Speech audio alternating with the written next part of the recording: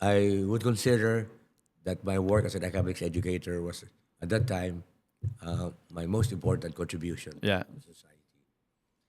And then, of course, the second was Sure. to make sure that the economy nationally as well as at the Yeah. industry level, Yeah. that it was being directed towards Sure. the right causes.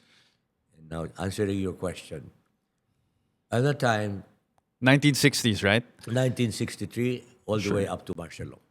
What happened? What was it like that time from an economy perspective? Yeah. Maybe as CRC and as one of the subject matter experts for economics, what was your analysis of the overall 1963 to martial law period, and what were your maybe advocacies, if not policy recommendations to the government that time to help both private industry and of course the common Filipino folk? Yeah, at that time, I was noticing that there was too much the wrong kind of nationalism. And that is why a lot of our policies Sure. were overly protective, shielding the Philippines from foreign competition, saying we don't want you, foreign investors. And just to cut a long story short, it was the influence of what contributed a lot to Philippine independence, but in the area of economics, started a disastrous path. I'm referring to Quezon. You remember what Quezon said? I prefer a Philippines run like hell by Yeah. Filipinos than a Philippines run like heaven by Americans or foreigners. Yeah. And that influenced a lot of our leaders at the beginning of our path towards democracy. He said that circa what time? 19 late In the early 40s? 40s. Yeah, early When he was 40s. still, when he Okay. was still running the Philippines as president, no? Yeah, yeah. And so somehow a lot of the leaders had that idea, no? It's an equivalent of what MAGA is, but not make the Philippines great again, Yeah. but make the Philippines great Yeah, by yeah. shielding us from all these vicious foreigners. Yeah. That was the mentality. And so that influenced a lot our industrial policy. So we wanted to be independent as much as possible of practically any manufactured products that could be done more efficiently abroad. So we put up a lot of white elephants, Sure. large, but which was inward-looking import substitution industries. Yeah. And that was a terrible mistake because all our neighbors, the ones who became the tiger economies, were putting up labor intensive industries oriented towards the export market and simple garments, toys, textiles. And we wanted already to leap before we could crawl. When you mentioned that it was the wrong kind of nationalism, at least from an economic policy perspective, Yes. and you mentioned that when it comes to manufacturing or maybe even import export, I think you said that mentality became a hindrance to overall economic growth. Yes, yes. What that- exactly does that mean? That mentality led to two disastrous consequences. Sure. One is they were all overly obsessed with manufacturing. When the first step a backward country has to make is food security, meaning develop the countryside, develop agriculture first, and then later on move towards industrialization. So we completely avoided that most important step because we had the natural resources. I would understand why Singapore would not start with agriculture for obvious reasons, Yeah. while Hong Kong would not. But we had vast agricultural resources. Sure. And 90% of our population were in the countryside. But we favored the few who were in Metro Manila, and we said, let's make sure we have industries in Metro Manila. We put up chemicals, steel, etc. That was not only wrong from the standpoint of what types of industries where we had competitive advantage, but what portion of the population have we to think of first. Yeah. We should have thought first of the poor people, 90% of them in the countryside. We should have invested a lot in farm to market roads and so on. Yeah. Develop first the countryside, the farmers, before you start favoring those urban dwellers. We did the opposite. Sure. And even today, but although I must admit that we've done already quite a lot in improving our countryside, Yeah. but that story explains why Vietnam surpassed us as a upper middle income economy 3 years ago. And Vietnam is now going way, way ahead of us. So they had the right priority. Countryside agriculture first before you start developing the urban area. But it's not necessarily an either or, right? I mean, you could do both at the same time. Well, but that's economics. You were asking me Okay. economics is the allocation of scarce resources Yeah, that's right. among competing demands. And when you have competing demands, prefer first what Yeah. will address poverty.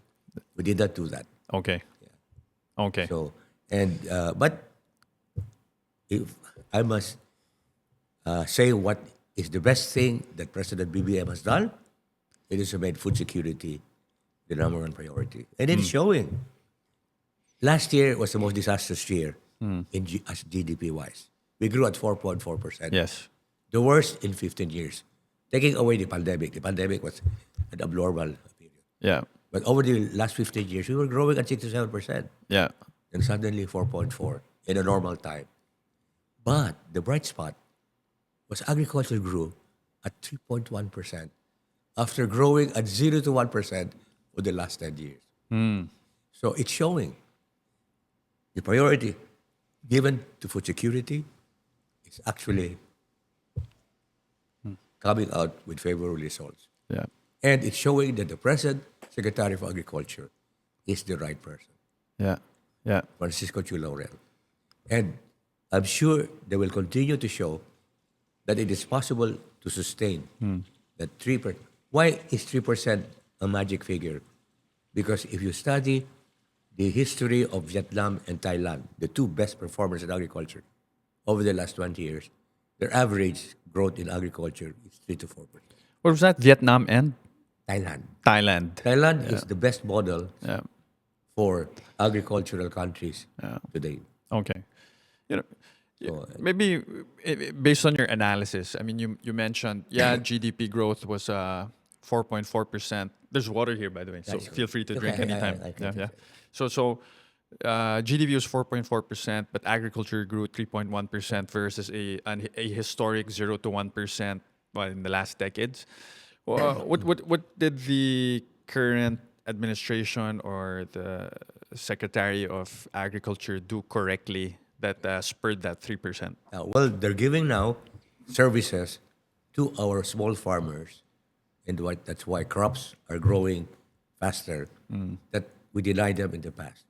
If there's one mistake in the field of agriculture we made, it was implementing a necessary agrarian reform program that was necessary for social justice. All of our neighbors did it. Taiwan, Thailand, Vietnam. Yeah. In fact, in our trip to Vietnam recently, Sure. we found out that the average size of a farm in Vietnam is less than 1 hectare. Yeah. So it means that they did also a thorough agrarian reform program. Yeah. But what Thailand, first of all, Taiwan was the first Yeah. to do a very effective agrarian reform program. And Thailand followed Vietnam. What they did was split the land into small portions, but followed through immediately with all the services that the small farmers needed Like what? to make a living. As I said, farm-to-market roads, irrigation systems, post-harvest facilities, credit to them. Do you know what our government did? And I'll say it in Tagalog. So they gave each farmer 1 to 2 hectares Yeah. and then told them, "Diyan na kayo, kanin niyo ang lupa." That's exactly what they told. Yeah.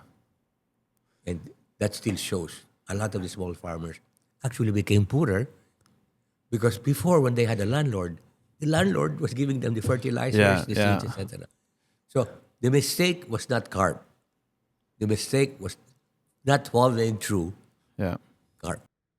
I don't know, Doc. Maybe I'm oversimplifying things. Pero pansin ko kasi, Thailand, Vietnam, ang dami din nila kumain ng gulay eh.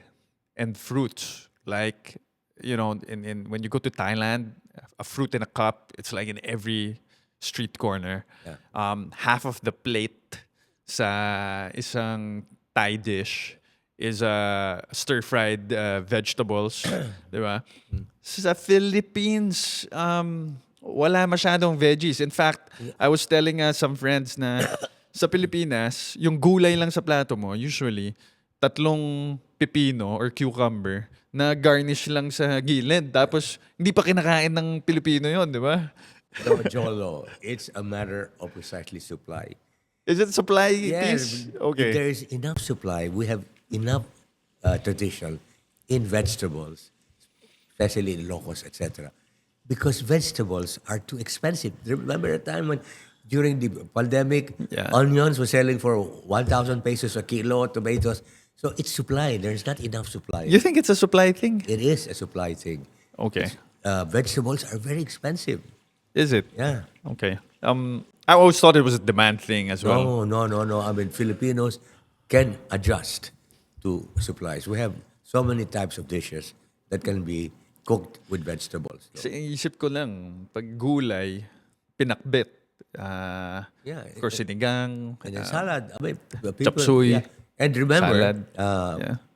as people graduate from low income to low middle income, their food will become more sophisticated. Yeah. And that means they would be eating a lot more fresh vegetables and so on and so forth.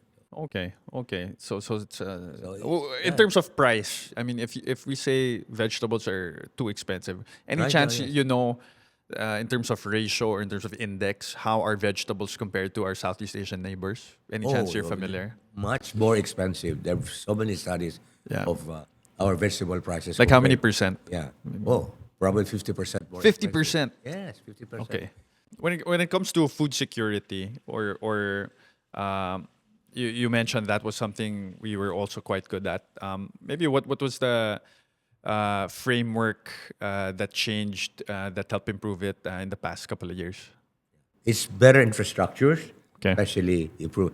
And then some of the private people, especially NGOs, helping out really the small farmers. For example, one of the persons you should invite here is the entrepreneur who started Mayani.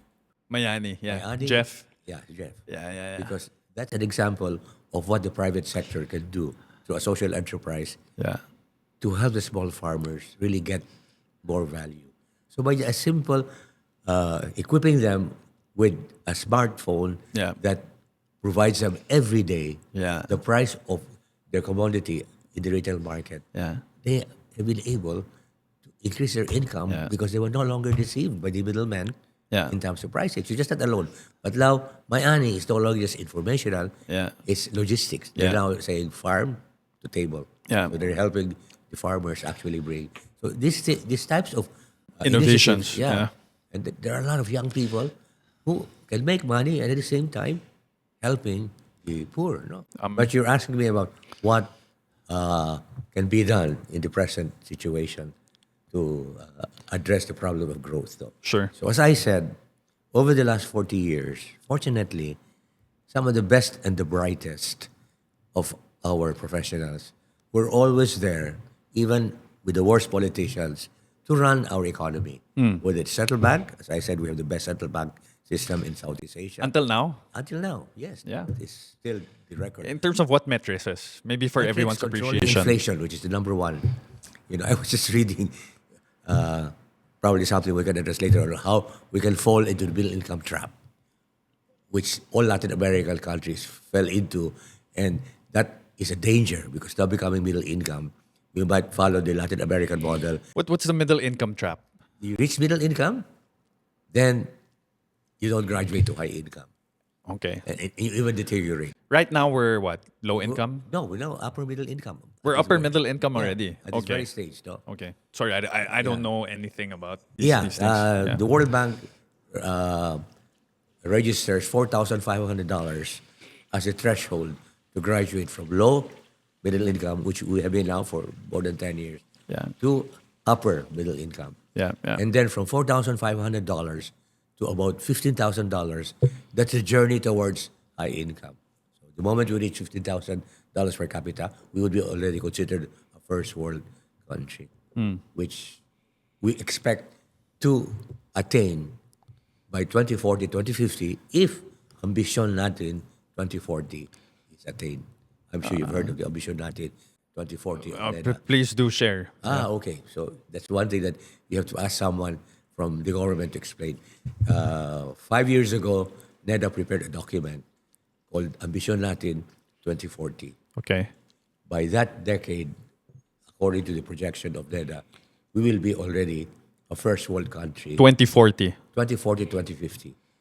Okay. A I'll, first I'll world be how country. old by then? Maybe. Yeah. I'll tell you a joke later on about that. But Sure. so, I'll be 50. but we may not attain that if we fall into the trap that practically all Latin American countries fell into. Latin American countries reached middle income 20 years ago. Yeah. What happened? Precisely. They completely mismanaged both their monetary and fiscal situation. Do you know that average inflation rates in some of these countries like Argentina, Vietnam, reach 10,000, 15,000 percent a year? Argentina. Unbelievable. Yes, Argentina. Even Vietnam. Venezuela. Oh, Venezuela, No, not Latin Vietnam. American. Oh, No, okay, no. okay. Southeast Asian countries are so... I think I misheard. Yeah. So Latin Venezuela. American countries. Venezuela. Yeah. Oh yeah, Anywhere Venezuela. from I hear. 20,000, one of them even reached 1 million. Because they just printed money galore. Yeah, They yeah. did not control their fiscal deficit. Now, that can happen to us, but the probability is very low. Why? Because over the last 40 years, Yeah. despite very imperfect political leaders, we always had a big pool of the best and the brightest to run our economic agencies. I'm sure you can rattle Sure. off all the names. Joey Quisha, Dr. Isanasis, Ramon Del Rosario, practically everyone that has risen in their profession was part of one government or another, no? Yeah. So basta pala, kahit corrupt pala yung mga nasa government. Corrupt or inefficient. Because Corrupt or yeah. inefficient people in government, Yeah. as long as the people in In- BSP, in- NEDA, DTI yes. are the best and the brightest, we're safe. Yeah, that we are introducing exactly what the book called Why Nations Fail would require for progress, which is building institutions Yeah. and correcting economic errors. Okay. And all these best of bright people, they did that over a period of 40 years. Now, the comparison is our neighbors did that in 20 years. But Okay. let's cry over spilled milk. It's water We're under the already- bridge. Yeah. We're already in the right area. So 6 to 7%, if we don't have those extreme cases of corruption, is guaranteed whoever occupies Malacanang. Because the institutions and the right economic policies will take care of that. Yeah. So, Doc, before the break, we were talking about how you joined President Cory Aquino then in some seminars and international, I guess, engagements, right, with policymakers, media, etc. And then that's why she tapped you, among others, to be part of the Constitutional Convention at that time, Commission. or Constitutional Commission rather. What was that like? I mean, at that moment, or maybe at the very first meeting, where was it held? You said there were 50 of you, right, of different backgrounds and maybe political ideologies, left, right, center, Catholic, Muslim, economists, Protestants also. Protestants, yeah. Pro-admin, maybe anti-admin. No, all of them were definitely Pro-admin, pro-admin. at Yes. that time. Yeah, of course. So what was that like? Maybe what was the first meeting like? And maybe entering that room. How old were you then? And then did you ever feel that, that the next couple of meetings would be crucial to the future of the Philippines? How did you take it in? So that was 1986. I was let's say I was born 1939, so 37, Yeah. 37, yeah. Yeah. Yeah. So um, uh, all the meetings were held in the Batasan, in the Quezon City. That was the legislature at the time. And well, obviously, we had time to first of all get to know one another, get to know the background philosophy of each one. So I would say that there was the so-called Rainbow Coalition. So from right to center to left. As I Yeah. said, there were some self-declared communists, leftists, etc. So we had room for all the ideologies, no? And so now the general mood was they, because I don't include myself, no? Most of them were traumatized by what happened during the Marcos administration. And it was on top of their mind. So let's put into this document as many things as we can that will prevent the comeback of a dictator. And so, generally, I thought, and a good number of people agree with me now, that we put in the Constitution too many provisions that should actually be legislated rather than contained in the fundamental law of the land.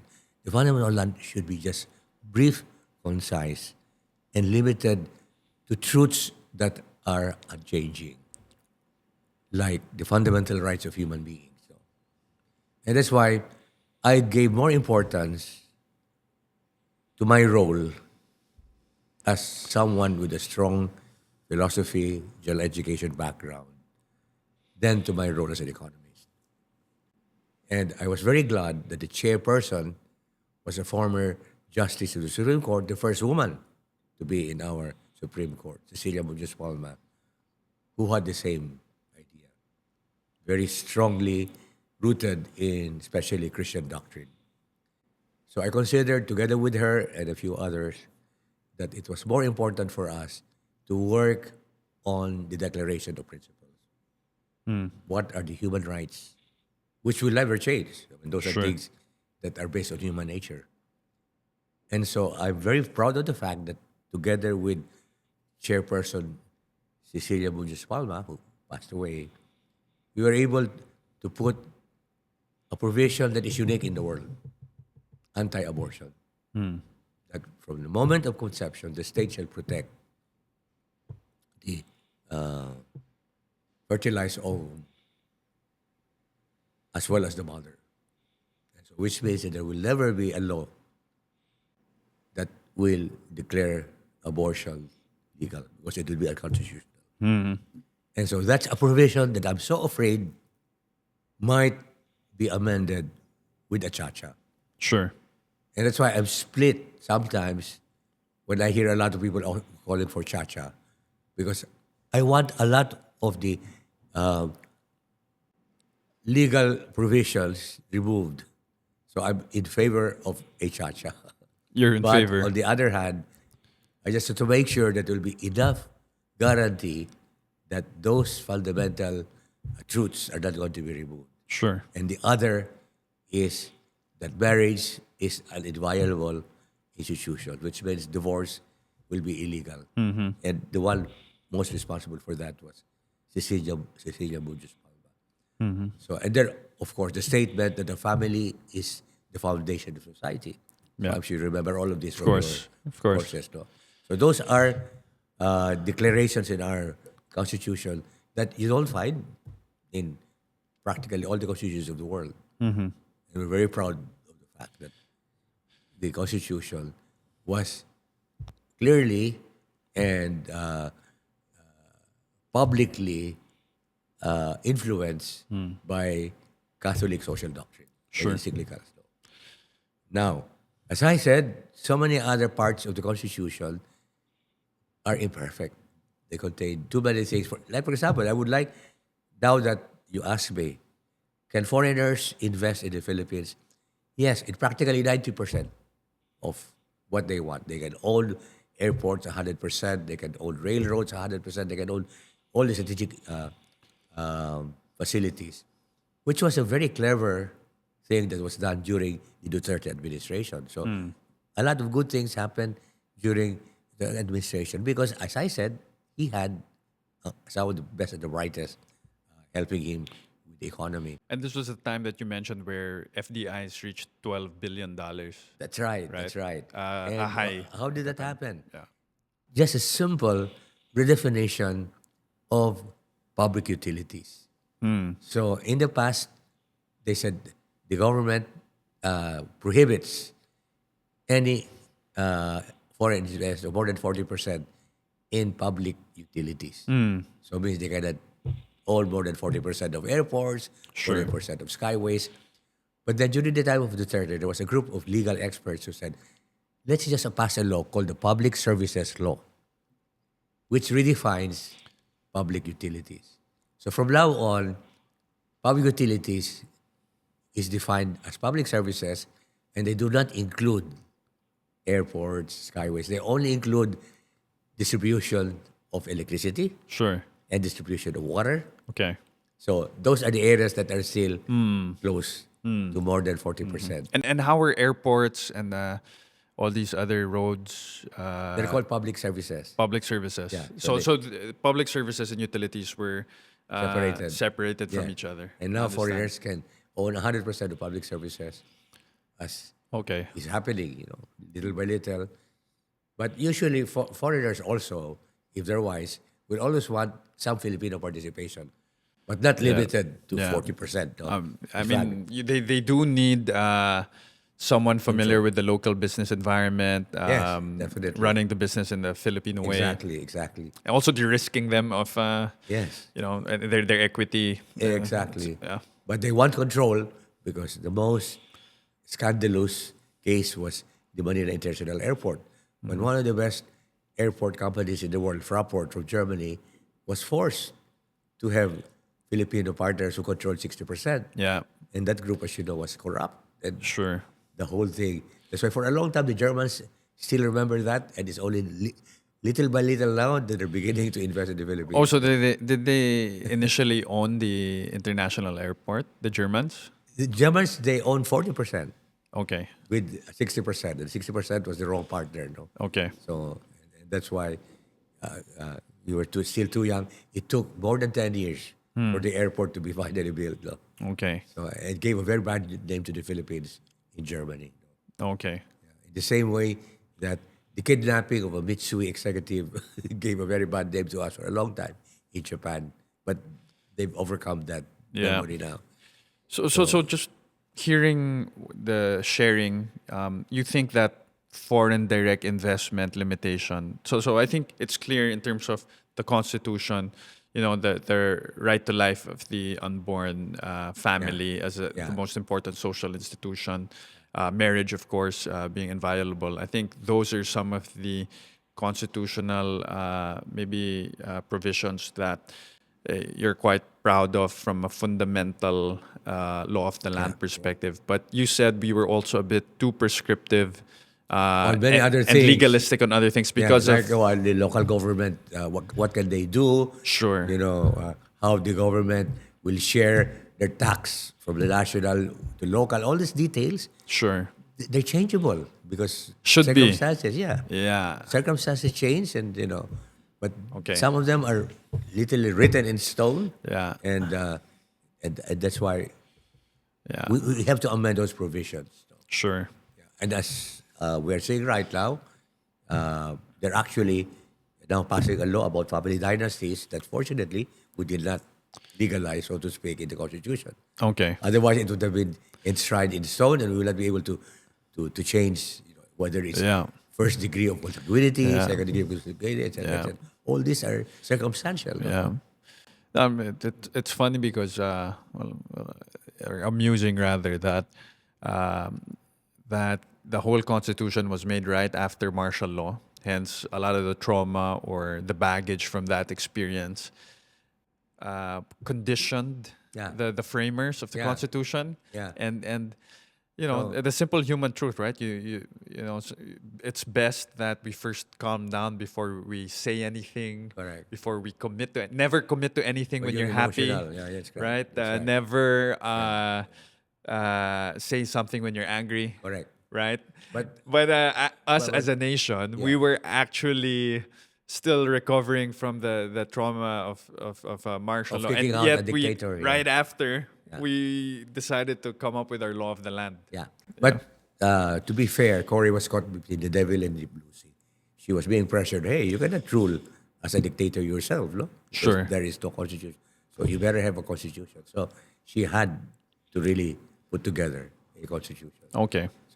But now that from hindsight, we see that it is not the perfect constitution, definitely an amendment process is needed. So I would be open to a sometime, probably in the next administration, where we vote for who will be the representatives, etc. But not influence like Marcos, the dictator, influence Yeah. the parliamentary system.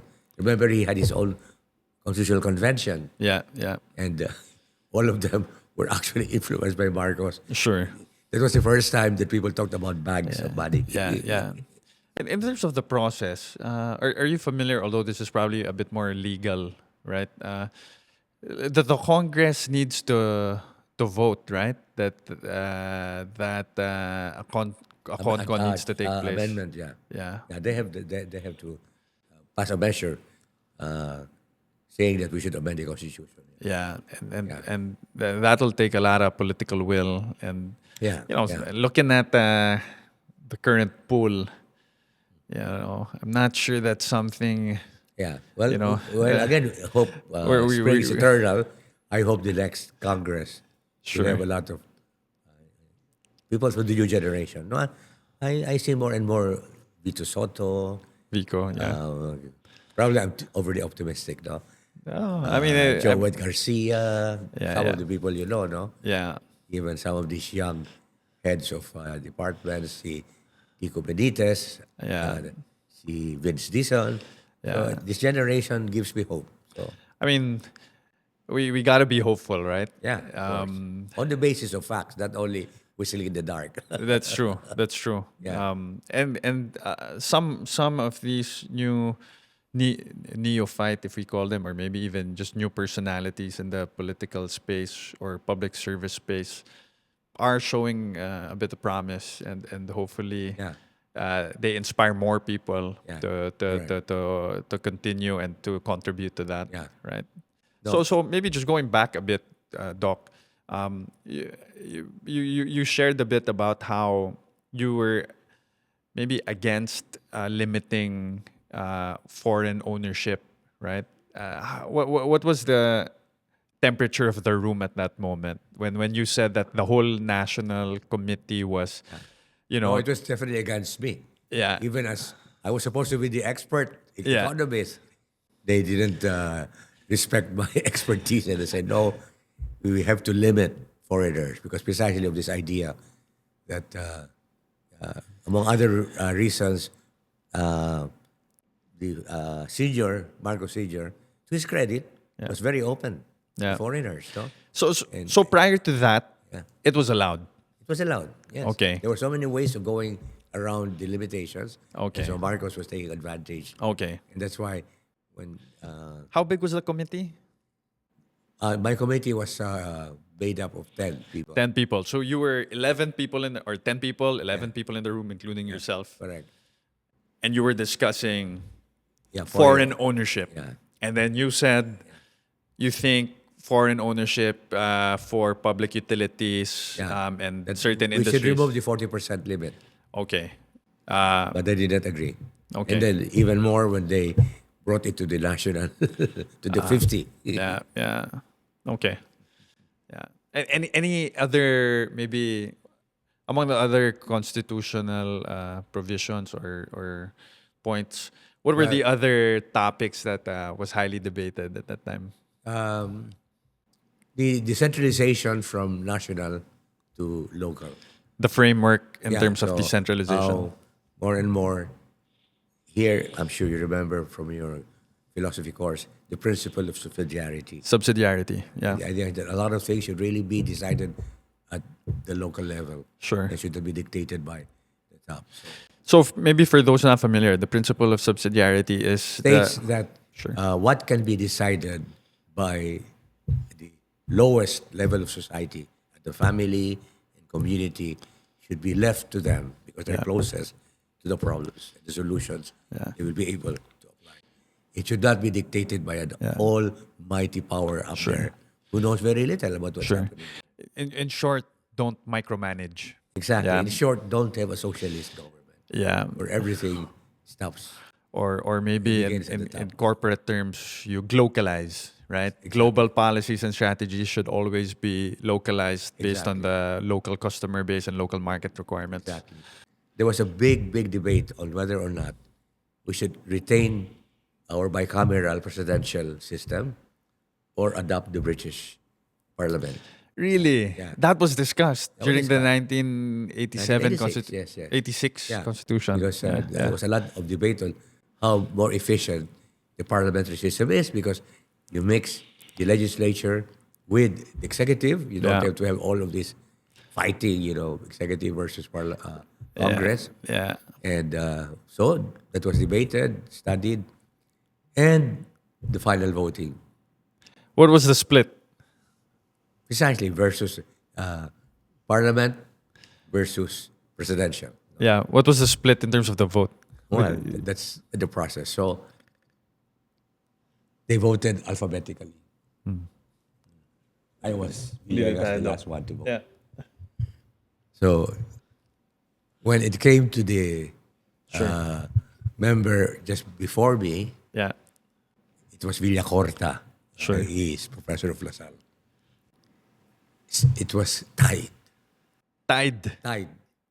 Okay. This was, you mean choosing between With parliament and a parliamentary or a presidential type of Parliamentary and government? presidential, yeah. It was a tie until the guy before you. Yes. And then? And so they looked at me. What did I vote for? Obviously, I voted for presidential because now what was my reason? My reason was in the parliamentary form, you need real parties that have their ideology, the labor, conservative, etc. In this country, our parties are a joke. They're all the same too, right? And they butterfly from one party to another, Yeah. depending on who wins. Yes. And as I thought, this will be a sham. If a parliamentary form, if our parties don't change, you won't really have a British system. Yeah. You will have constant Yeah. change. So I said, despite its weaknesses, I will vote for the presidential. So Wow. it was me who voted, but not because I was important, but because You were the last. My name was Villegas. But you can be sure, probably in the next process of constitutional change, they will bring it up again. Sure. Now, up to now, we really haven't changed.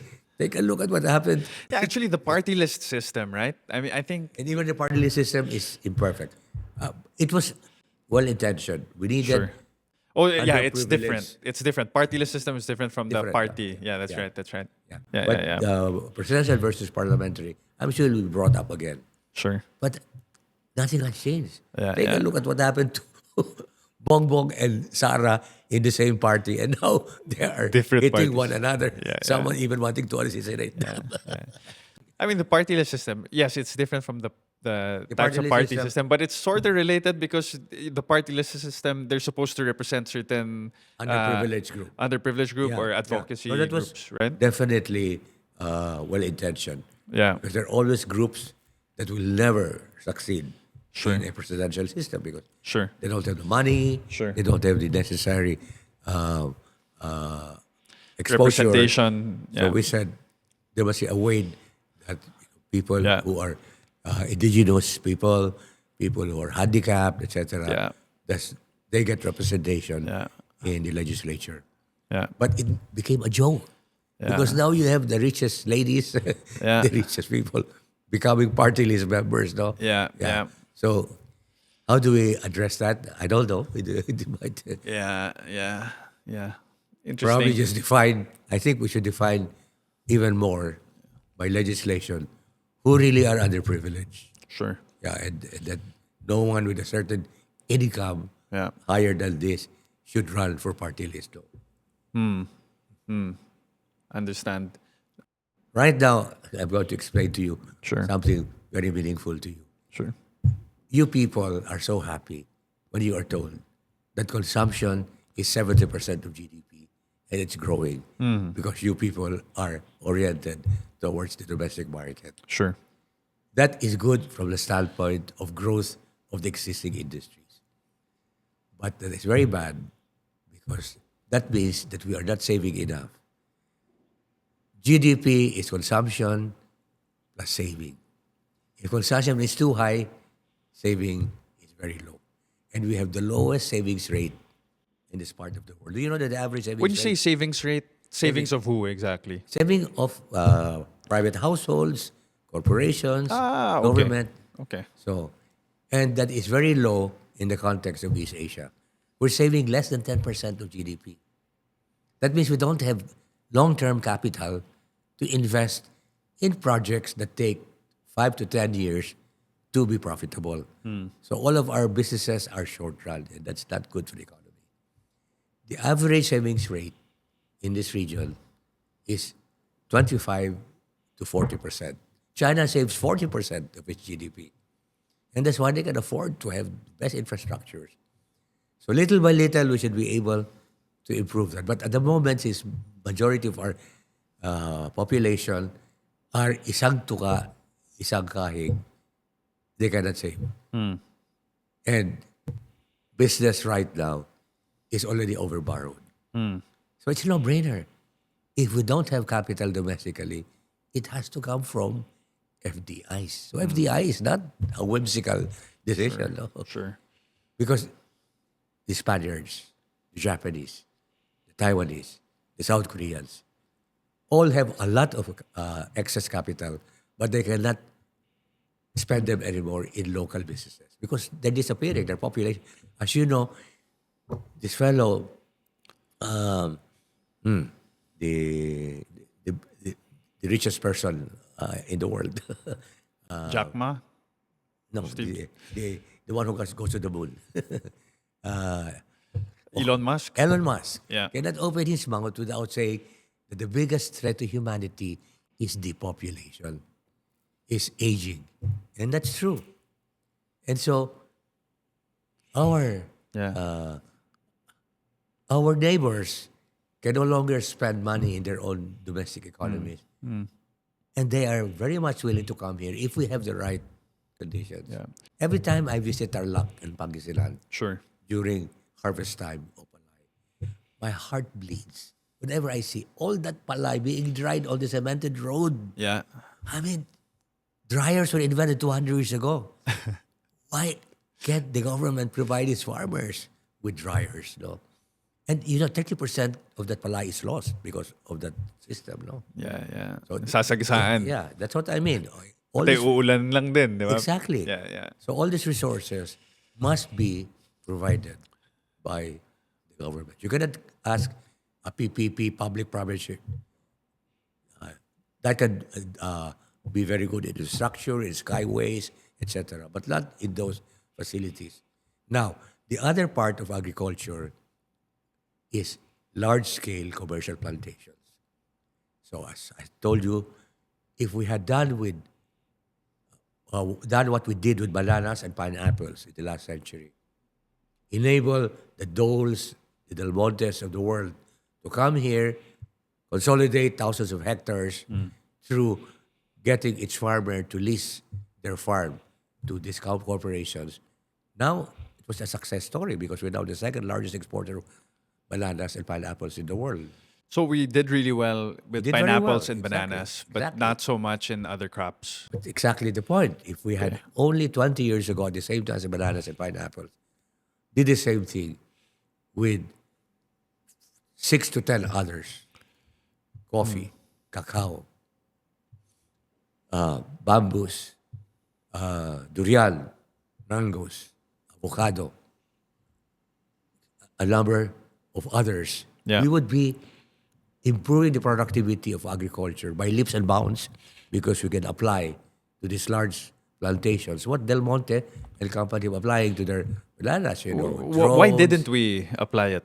because we were so obsessed with planting rice to be self-sufficient in rice. Yeah.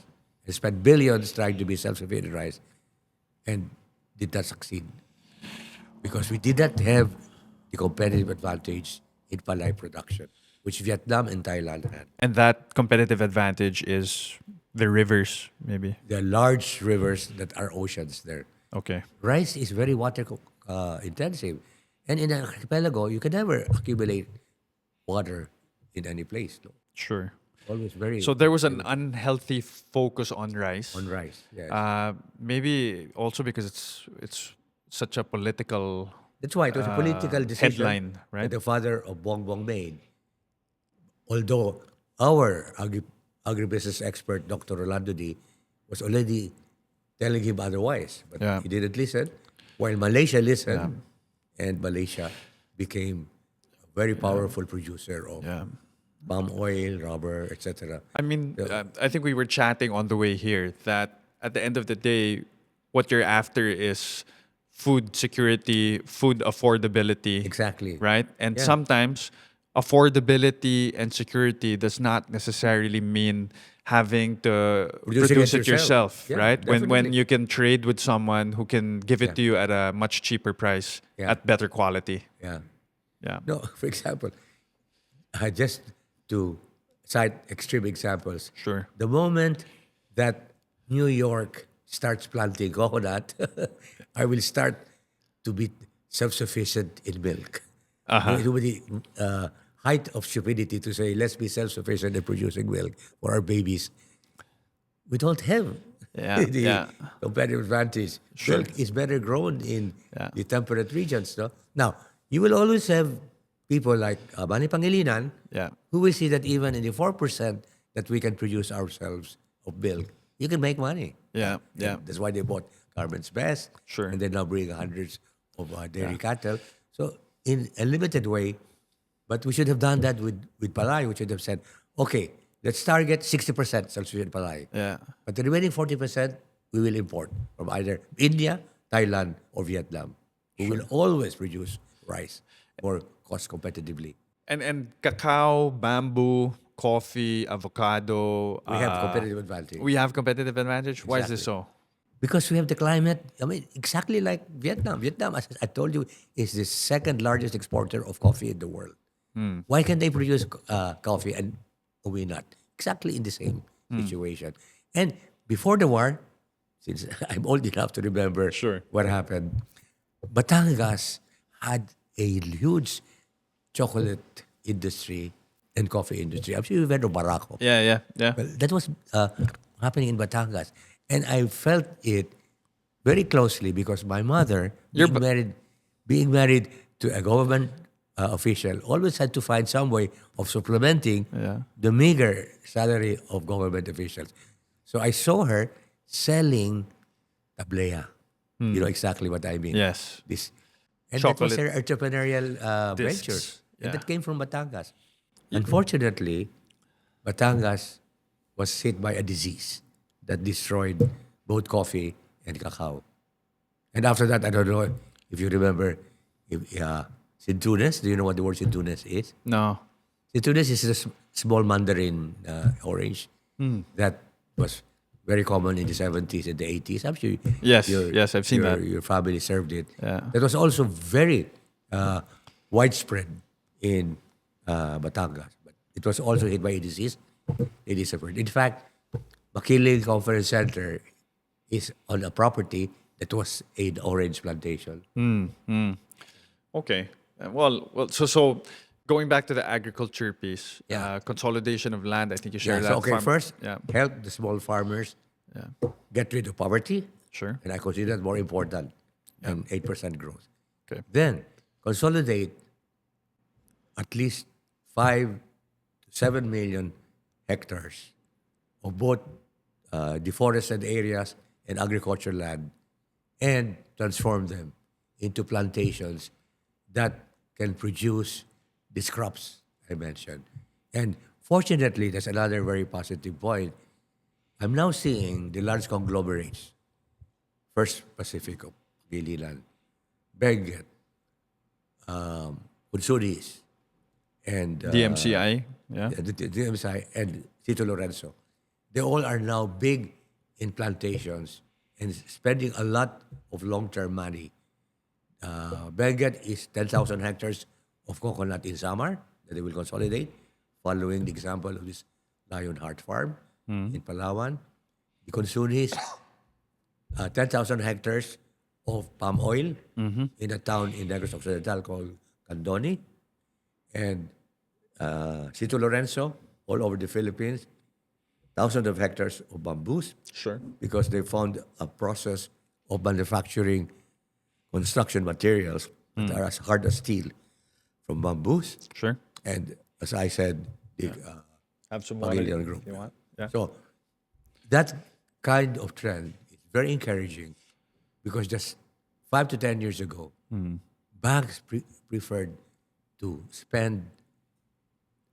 pay billions of penalty to the government, not to be obliged to invest in what was known as the agri law, because they couldn't find Good investments for it. good investments. But that was changing.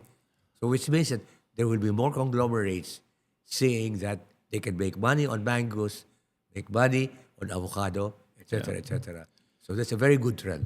Okay. So that means that the 3 to 4% growth in agriculture is possible, Yeah. even beyond BBM. Okay.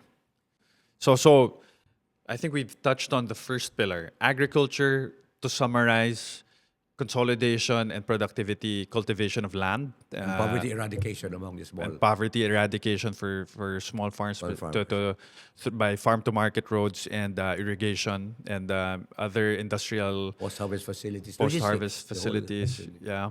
And the last one was refocusing on certain crops, right? So those are the three priorities for agriculture. Now, if we talk foreign direct investments, what industries do you see have big potential or synergies in your global The ones roadshows? that are already happening are infrastructures. Infrastructure. Yeah, because it's a no-brainer. We need double, triple our existing infrastructures. Yeah. And a lot of them can be done in a profitable basis, no? PPP, etc. So these are money-making opportunities. So we're not asking for donations from foreigners. Yeah. So infrastructure. Another industry. When you say infrastructure, what like roads? or airports, for example. Airports. Trains. Trains. Take a look at who's building our train from Clark to Bulacan, etc. The Japanese. Yeah. Mitsubishi, etc. In the future, once we're able to correct our relationship with China, we can get China back. I always tell people, distinguish between the Chinese people and Xi Jinping. Xi Jinping is not the most attractive person as far as the Philippines is concerned, but there are millions of good Chinese who can be our partners in the future to put up a lot of businesses here, including infrastructure. If you go to China, I'm sure, fantastic. Yeah. Bullet trains, etc. Sure. So the Chinese can be as good as the Japanese if we have the right partners. Okay. So infrastructure. And then you already see it because of your business. BPO IT will always be a major area for foreign investments here. And I'm not afraid Even of with AI, you I'm think? not afraid of AI. Sure. I see, because you're very close to the business, Jack Madrid and company being very ahead of the time Yeah. by reskilling, retooling, Yeah. upskilling their workers. So they go into more knowledge-intensive industries rather than just call centers. Yeah. Call centers will disappear because AI can immediately take care. We now talk to our ChatGPT and they can put on human. Yeah. But we will always be number one in call centers because our human beings are better than human beings, even in India, in social skills. Yeah. But and the English helps a lot. yes, Yeah. but it will be reduced. Definitely, we will not have 1.7 million. Probably Yeah. will be below 1 million. But we can go into, for example, animation. Filipinos are so talented. But isn't that one of the at-risk industries when it comes to AI? Like now in my my Instagram feed, I see Dance showing Godzilla and Yes, giant cat But fighting. you will always have the creativity. Yeah. My view is artificial intelligence will increase the productivity Oh, that's true. of talented Yeah. workers. Yeah. But we have to choose which talents are our advantage. No? Because I did read an article stating that the the call center or the offshore services industry is at risk at AI versus, let's say, other countries like our peers in Southeast Asia, which focused a bit more on manufacturing the past 20 years. They de-risked their economy a bit and their labor force by focusing on that versus the service industry, which Philippines focused on. To you, it's not a hard, fast rule that's definitely a big risk for us. So I'm glad you asked that because there's a lot of misunderstanding Sure. of technology. People are talking about Industrial Revolution 4.0. Yeah. I'm sure you know about that. Sure. So how do they define Industrial Revolution 4.0? It's artificial intelligence, robotics, Internet of Things, and data analytics, Sure. among others. No? Now, people don't even bother to know what was Industrial Revolution 1.0, Industrial Revolution 2.0, 3.0. So you ask, oh, you're talking about 4.0. What was the first three? I think steam People are- engine, People are electrification. Yeah, people are usually they don't really remember. So the first one is what we learned in high school, Industrial Revolution of England, 1790 to 1830, which was the mechanical age. So for the first time in the history of mankind, instead of just using human beings in everything, machines started improving the productivity of human beings. The spinning jenny, the steam engine, and so on and so forth. And so, what was the first sector helped in a significant way? Manufacturing. Second, industrial revolution, electricity. Again, manufacturing was the one that benefited most. Services continued to be done in the home by the servants. Services had very little potential for the new technology. What was the third revolution? Electronics. Yeah. We participated partly because we produced the components, but the lowest value components. China produced the highest. So, but again, electronics once again helped manufacturing improve productivity. Services continued to be, whether it is in restaurants, whether it is in tourism, they used to be very low productivity. Now, what does AI and all of this now help to improve significantly? Services. Services for the first time will experience unimaginable improvement in productivity by the use of Industrial Revolution 4.0. So there's no longer any reason to obsess with manufacturing. I say that because people are still talking, when they talk about industrial policy, they also talk about manufacturing. No longer. Manufacturing is no longer the sacred cow. Manufacturing, if you take a look now at the advanced countries, manufacturing is 10%, 15%. Because when people, and you're the first one to know that because of your exposure to demand, when people become rich, they actually buy a lot more services than manufactured goods. You can only buy a car, the richest probably every year, others every 5. But you can travel 5 times a year, for example. Sure. You can go to a restaurant 100 times a year. Sure, no? sure. So it's now services that will benefit from a tremendous improvement in. And so we are very lucky that 60% of our GDP is in services. Okay. So let's not You're consider. not too worried about it. Yeah. So some economists are still talking about we need an industrial policy. And then ask them, what do you want industrial policy? Manufacturing. Don't equate industry with manufacturing. Sure. Even before services will benefit from all of this new technology, people forget that in the national income accounts, industry is manufacturing, public works, public utility, and construction. Mining. Mining is part of industry. So if we are able to really develop our mining industry to the full, we will be industrializing more. Even if our manufacturing is not growing. If we build all the infrastructures we need that we have not built we will be industrializing more because infrastructure is part of industry. Yeah. So that's one of the misnomer that I would like to correct. Industry is not limited to manufacturing. Perfect. Yeah. And my view is it's too late in the day for us to have a major manufacturing sector. Because you can't compete with the neighbors. Because precisely they follow the right path, start with labor-intensive manufacturing, then less until they now are producing cars, Sure. whole computers. We will never do that. We will always produce parts. We will never Okay. have a Philippine computer. We'll never have a Philippine car. And I don't care. Yeah. We don't need. They can do it better, cheaper. Exactly. Why do you need to play that game? Exactly. Right. Right. So, but we will apply all of these new technologies to our services, not only here, but abroad. Filipinos abroad, overseas workers can also multiply the productivity Sure. when they apply all these new technologies. Sure. So we will always have millions of people abroad. Yeah. Even if the Philippines becomes first world, you cannot stop Yeah. Filipinos from wanting to work abroad. Because precisely there will be such a tremendous shortage in Japan, in Korea, and Spain, that even if a Filipino family is already earning 100,000 pesos a month here, Yeah. if they go to Spain or to Japan, they will be offered 300,000. Yeah. You will not be able to Exactly. compete. Yeah. So OFW will always be there. Sure.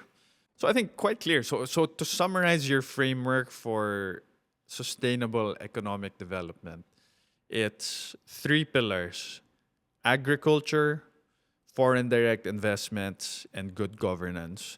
Agriculture, it's to improve small farmer conditions through farm to market roads, irrigation, and other after production services or subsidies.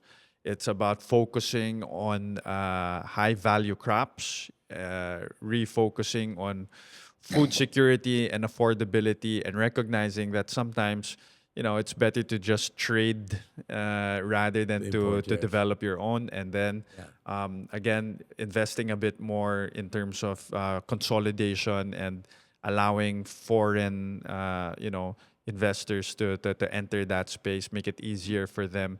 And hopefully we have more industries like our banana and pineapple industries. You mentioned bamboo, cacao, coffee, avocado as some of the potential next high value crops. If we talk foreign direct investments, we spoke about infrastructure, we spoke about high value tourism, and we also maybe spoke about Continue with the BPO IT. I mean, you will continue disappear with BPO the higher IT. value. Yeah, And we should produce a lot more skilled workers there Sure. in IT, not just the low-level workers. Though. and then relating that to maybe the next pillar, good governance. It's about ease of doing business, fighting corruption, and also stepping up in the education space to have that civic mindedness. All of this will drive and improve the GDP growth from 6 to maybe an To 8% level by 2040, making the Philippines a first world country by 2040. No, I but think before, I was able to summarize it. I yeah, think. but let me just say a little more about human resource development. Sure. We have to restructure our educational system that we don't get obsessed as we have been over the last 30 years with college diplomas. So I'm glad that in the second State of the Nation address, President Bibi already said, let's reshape our educational system so that in the senior year in the K to 12, we convince more and more people to become electricians, carpenters, mechanics, etc., rather than obtain a college degree. And that really is very important to consider in our historical aberration. Yeah. We follow the American model Sure. and not the European model. As you very well know because you were in Europe. In Europe for a long time, universities were limited to Yeah. a few. They all went to technical schools. Sure. Precisely what a developing country needs are more electricians, more carpenters, more electromechanical workers. The likes that dual tech produces. Yeah. But we imprinted in the minds even of the poorest parents that the greatest happiness for them is to see a diploma in their nipa hat of their children Yeah. obtaining an AB or BS. Yeah. But Pag pumasa sa bar, may tarpaulin sa labas ng bahay, di ba? Oo. but these were unemployable. A lot of these people did not have the skills that industry was needing. I'm glad that over the last 3 to 5 years, and Bongbong contributed to that. If you listen to the chambers of industry, they're now all talking about enterprise-based learning. Sure. That they have to make sure that what the educational system is producing is relevant to their demand. And to do that, they are willing to cooperate in making the dual tech system proliferate. Dual tech, for those not familiar, it's a It's school. electromechanical workers. And the Yeah. system is classroom, industry, classroom, industry. Yeah. From the very beginning. Sure. And it's 2 years only, right? Yeah, 18 months. 18 months. So it makes it easier for people from maybe underprivileged backgrounds to be earning income at a much earlier stage versus Correct, doing correct. the standard 4 or And 5 that's years. happened. They have had 10,000 graduates over the last 30 years. Yeah, yeah. Amazing. Yeah. Some of these workers are the ones maintaining and repairing the planes of Lufthansa. Sure. They're all over the Middle East. Sure. In fact, an idea. You have to invite the president of the World Tech to be one of your, and they can tell you about their experience. Yeah, I will. The president is Jerry Buhi. Probably you'll met him. Yeah, I have.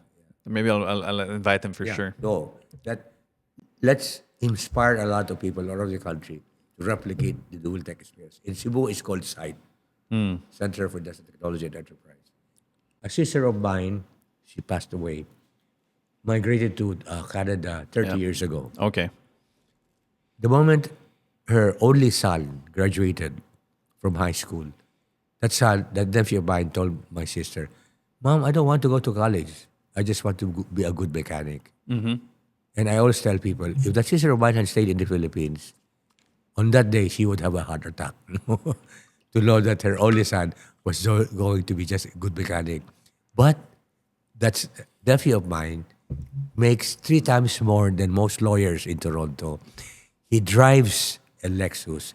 He has one of the most expensive apartments in the middle of Toronto. That's how they deal with technical skills. And I remember of my own experience when I was studying at Harvard, I visited the family, the American family, and I heard the housewife calling a plumber because they had something wrong with their restroom. And I heard the mother saying, "Sir, could you please come?" I said, "Sir?" He said, "Yeah, if you antagonize your plumber, you will be swimming in you know what." So the plumber has a tremendous status in. Yeah. So this is one thing I know. It's too utopian to have that immediately. But little by little, we have to build that kind of a situation where a carpenter has as much dignity as a lawyer, no? Yeah. But- I mean, intrinsically, I think for sure, right? But I think, Doc, doesn't the social security aspect and policy of a country also have a lot to do with that? Yeah, definitely. I mean, precisely because we've given so much importance to diplomas, all our institutions are directed towards that. But the moment that we pay, for example, a mechanic 3 times more than the ambulance chasing lawyer, definitely that will change, no?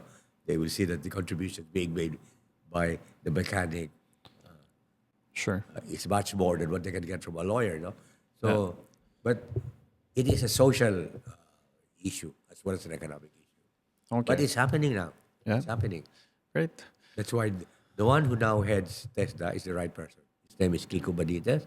Yeah. He was president of PWU for a long time. Maybe, Doc, if you could come closer to the mic, Outsiders please. like Yeah. Hong Kong Shy Bag, Goldman Sachs, they like always to talk about the long-term future. So there are a lot of tables which say what the world would look like in 2050.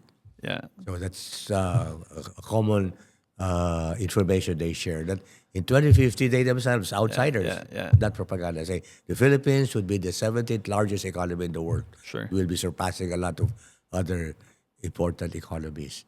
When I present this data in our briefing, especially the people who are close enough to my age, they always complain, "Dr. Villegas, please don't tell us about 2050. We will not be there Yeah. to see it." Well, you know what I tell them? What? Speak for yourselves. You're My mother lived out to 102. you're God 88. willing, How old are my you, Doc? baby's still there. I'm 87, so You're I'll be 87. I'll be a little over So you'll be 102 around that time. 102. Yeah, Yeah. So But I think depends. I think you have a good chance.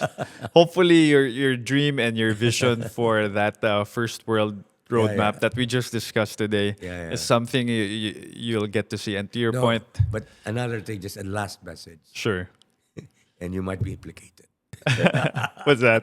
I'm a bit nervous I now. think Jake will come out a little better. Maybe for your last message, you want to Yeah, come my last closer to the message, mic. because Yeah. he's the one that I am writing about right now in the business world. My comments have been all related to the series of articles. It's the statement of Elon Musk that the greatest threat to humanity is depopulation and aging. And the Philippines already has a replacement rate of less than 2.1, which is required for us to reach a plateau and that 2.1 in terms of babies per fertile woman. yeah. So because it's a no-brainer. If the father and the mother die, There are two people. two children will have to be replacing them. Right now it's at 1.8. Is that correct? It's 1.9 now. 1.9. Yeah. Yeah. So that means we're already below replacement. Sure.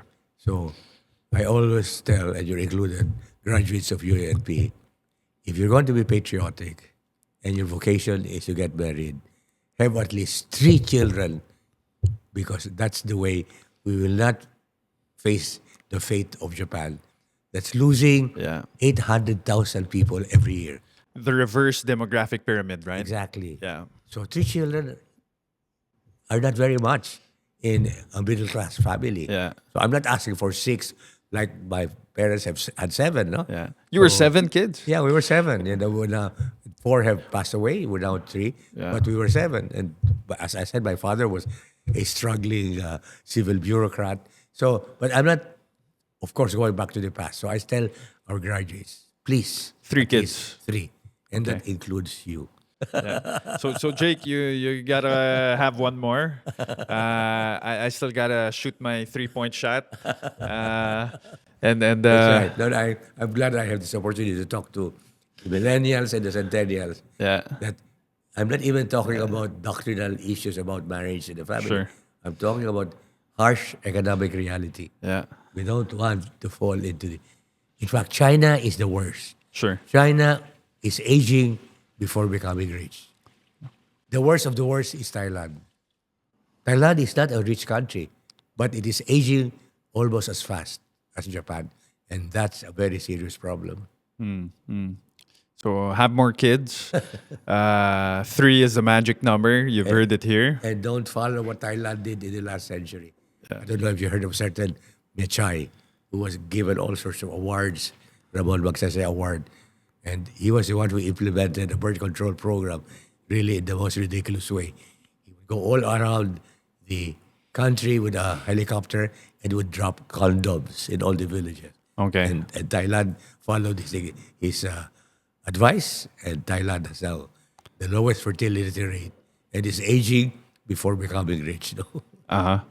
Yeah. Well, maybe Doc, other than that, again, thank you so much for giving us this opportunity to have this conversation well, I said with it was a you. pleasure, and I hope that a lot of the things I said Yes. will enlighten present generation and future generation about what happened to the Philippines, why in the 50s we were known as the most promising economy in this part of the world next to Japan, why we became the Sigma of Asia by the end of the last century, and why we are now beginning to attract attention as one of the fastest growing economies in the Indo-Pacific region. So you've seen a whole change that occurred. And the roadmap to first world is also quite clear. Thank you for that. And again, I look forward to, having a similar chat when we're closer to that target that we had by I'm 2040. finishing a book right now that includes a lot of these things I talked to you about. I'll send you a copy. I'm looking forward to it. Next June or July. Ito. All right. Well, that's it for today, guys. So thank you again so much for listening. I hope you enjoyed as much as I did. Of course, Well, I did, yes. yeah, we'll have Dr. Villegas again, hopefully sooner than later. But thank you so much for listening. All right. So that's all for now. Bye, guys.